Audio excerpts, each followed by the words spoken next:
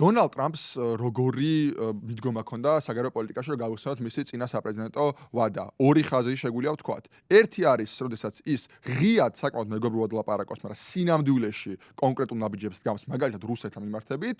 ეს ლავროვსაც ნათქვამი აქვს, რომ ესე კი გვიღიმოდაო და თითქოს გვემეგობრებოდაო, მაგრამ ტრამპმა დაგვადა ყველაზე მეტი სანქციებიო. ანუ ტრამპმა მეტი სანქცია დაადო, ვიდრე ობამას პერიოდში დაედო რუსეთს. ანუ ტრამპი, რომელიც ვითომ რუსეთთან მეგობრობდა. და მეორე არის სახელმწიფოები, რომელსაც ღიადაც აკრიტიკებს და უპირისპირდება იმდენად დიდ საფრთხედ მიაჩნია. ეს არის ირანი და ჩინეთი.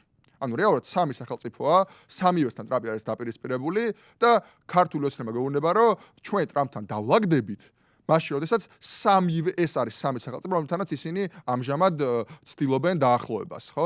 რუსეთი, რომელიც აქებს ქართულ ოცნებას პუტინი აქებს პირადად ამბობს, რომ ვახ რა მაგარი ბიჭები არიან და ირანი და ჩინეთი, რომლებიც ლამის თავად პარტნიორებად გამოაცხადეს, რაც ვიზიტებით დადიან და ასე შემდეგ. ანუ თუ რამე გზა არსებობს, რომ ტრამპს და მის ადმინისტრაციას თავი არ მოაწონო, ყველაფერს აკეთებს ახლა ქართული ოცნება ამას თანმიმდევრულად.